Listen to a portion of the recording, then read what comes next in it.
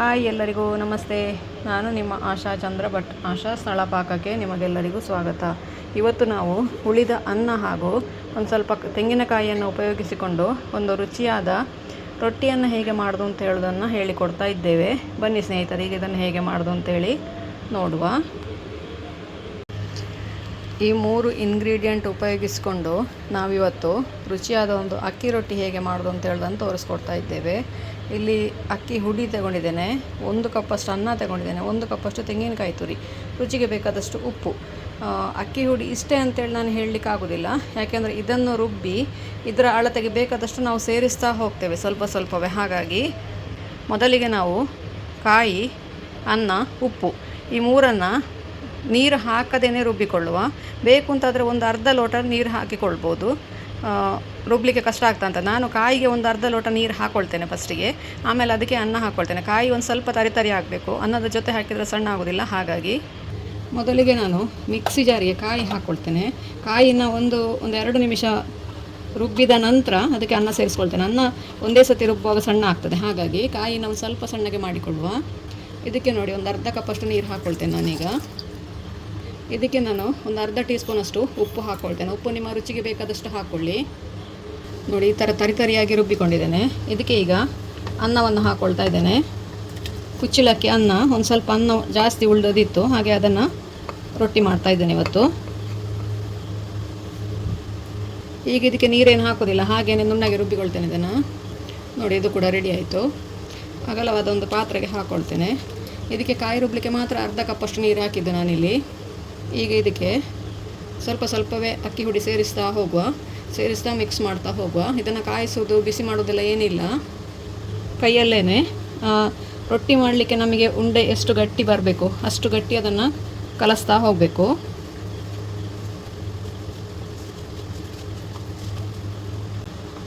ಉಳಿದ ಹಿಟ್ಟನ್ನು ಕೂಡ ಸೇರಿಸ್ಕೊಳ್ತೇನೆ. ಅಂದಾಜೊಂದು 2 ಕಪ್ಪಷ್ಟು ಹಾಕಿದ್ದೆ ನಾನೀಗ.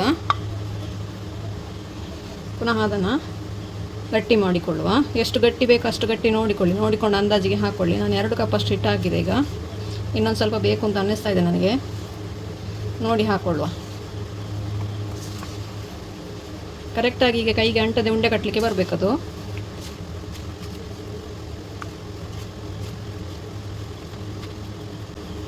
ಪುನಃ ಒಂದು ಅರ್ಧ ಕಪ್ಪಷ್ಟು ಹಿಟ್ಟು ಹಾಕ್ಕೊಂಡೆ ನಾನು.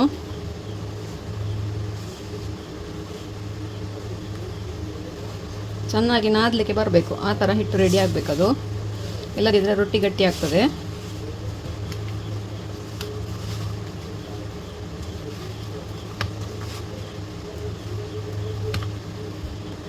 ಹಿಟ್ಟು ನೋಡಿ ಈ ಥರ ಸರಿಯಾಗಿ ಗಟ್ಟಿಯಾಗಿ ಬರಬೇಕು. ಇನ್ನಿದನ್ನು ಒಂದು 2 ರಿಂದ 3 ನಿಮಿಷ ಈ ಥರ ನಾದಿಕೊಳ್ಬೇಕು. ಉಂಡೆಯಲ್ಲಿ ನಾವು ಅದನ್ನು ಉಂಡೆ ಮಾಡುವಾಗ ಅದರಲ್ಲಿ ಯಾವುದೇ ಥರದ ಗಂಟುಗಳಿಲ್ಲದ ಹಾಗೆ ಚೆನ್ನಾಗಿ ನಾದಿಕೊಳ್ಬೇಕು. ಆವಾಗ ನಮಗೆ ರೊಟ್ಟಿ ಸಾಫ್ಟಾಗಿ ಬರ್ತದೆ.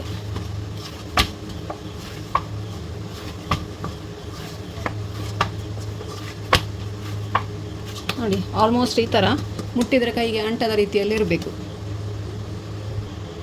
ಚೆನ್ನಾಗಿ ಇದನ್ನು ನಾದಿದ ನಂತರ ಅದನ್ನು ನಮಗೆ ಎಷ್ಟು ದೊಡ್ಡ ಉಂಡೆ ಬೇಕು ಅಷ್ಟು ದೊಡ್ಡ ಉಂಡೆಗಳಾಗಿ ಕಟ್ ಮಾಡಿಕೊಳ್ಳುವ. ಮೊದಲಿಗೆ ನಾನು ಅರ್ಧ ಭಾಗ ಮಾಡಿಕೊಳ್ತೇನೆ. ಈ ಹಿಟ್ಟನ್ನು ಪಾತ್ರದಲ್ಲಿ ಇಡ್ತೇನೆ, ಮತ್ತು ಬೇಕಾದಷ್ಟನ್ನು ಮಾಡಿಕೊಳ್ಳುವ. ಫಸ್ಟ್ ಒಂದು ಹಾಫನ್ನು ಮಾತ್ರ ಮಾಡಿಕೊಂಡು ತೋರಿಸ್ತೇನೆ.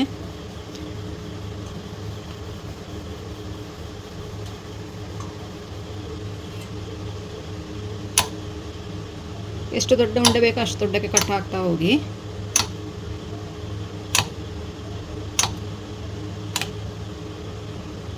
ಇದನ್ನು ಉಂಡೆ ಮಾಡಿ ಇಟ್ಕೊಳ್ಳುವ.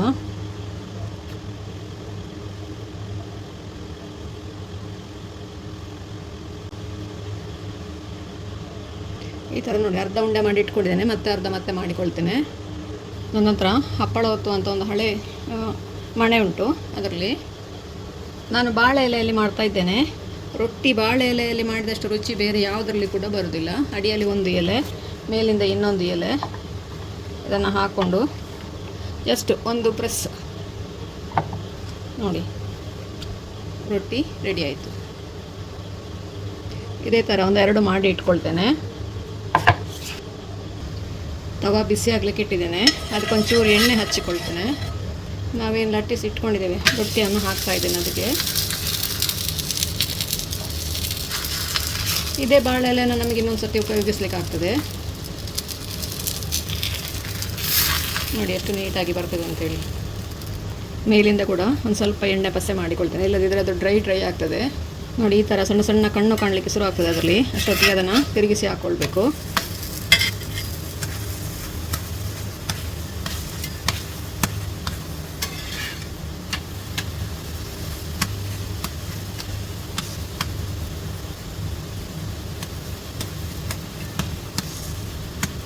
ಎರಡೂ ಕಡೆ ಕೂಡ ಚೆನ್ನಾಗಿ ಬೇಯಿಸ್ಕೊಳ್ಳಿ.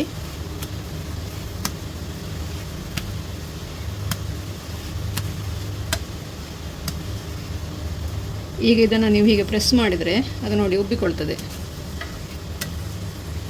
ಕೈಯಲ್ಲಿ ಪ್ರೆಸ್, ಹೀಗೆ ಸೌಟಲ್ಲಿ ಪ್ರೆಸ್ ಮಾಡಿಕೊಳ್ಬೋದು, ಇಲ್ಲ ಬಟ್ಟೆಯ ಮೂಲಕ ಕೂಡ ಪ್ರೆಸ್ ಮಾಡಿಕೊಳ್ಬೋದು. ನೋಡಿ ಚೆನ್ನಾಗಿ ಉಬ್ಬಿಕೊಂಡು ಬರ್ತದೆ ಇದು.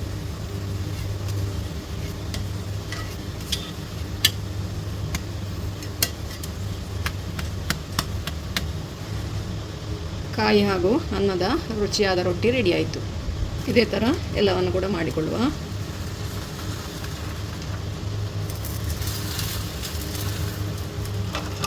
ಇಲ್ಲಿ ನೀವು ಎಣ್ಣೆಯ ಬದಲು ತುಪ್ಪ ಹಾಕ್ಕೊಳ್ಬೋದು, ಬೆಣ್ಣೆ ಹಾಕ್ಕೊಳ್ಬೋದು, ನಿಮಗೆ ಏನು ಬೇಕು ಅದನ್ನು ಹಾಕ್ಕೊಳ್ಬೋದು.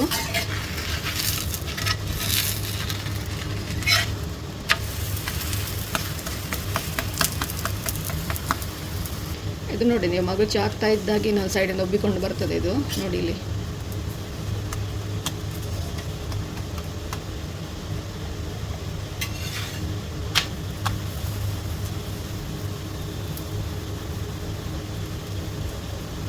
ಎರಡು ಮೂರು ನಿಮಿಷದೊಳಗೆ ಒಂದು ರೊಟ್ಟಿ ರೆಡಿ ಆಗ್ತದೆ.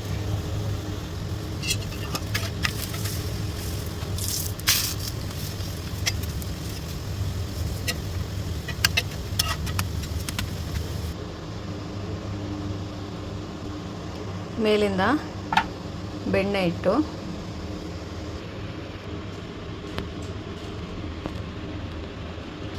ಬಸಳೆ ಬೆಂದಿ ಅಥವಾ ಸಾಂಬಾರಿನ ಜೊತೆಗೆ ಸರ್ವ್ ಮಾಡಿ. ನೀವು ಕೂಡ ಒಮ್ಮೆ ಟ್ರೈ ಮಾಡಿ ನೋಡಿ ಹೇಗಾಯಿತು ಅಂತ ಕಮೆಂಟ್ ಮೂಲಕ ನಮಗೆ ತಿಳಿಸಿ. ಲೈಕ್ ಕೊಟ್ಟು ಶೇರ್ ಮಾಡಿ. ನೀವಿನ್ನೂ ನಮ್ಮ ಚಾನಲನ್ನು ಸಬ್ಸ್ಕ್ರೈಬ್ ಮಾಡ್ಕೊಳ್ಳಿಲ್ಲ, ಸಬ್ಸ್ಕ್ರೈಬ್ ಮಾಡಿಕೊಂಡು ಪಕ್ಕದಲ್ಲೇ ಇರುವ ಬೆಲ್ ಐಕಾನನ್ನು ಒತ್ತಿ ನಮ್ಮನ್ನು ಸಪೋರ್ಟ್ ಮಾಡಿ.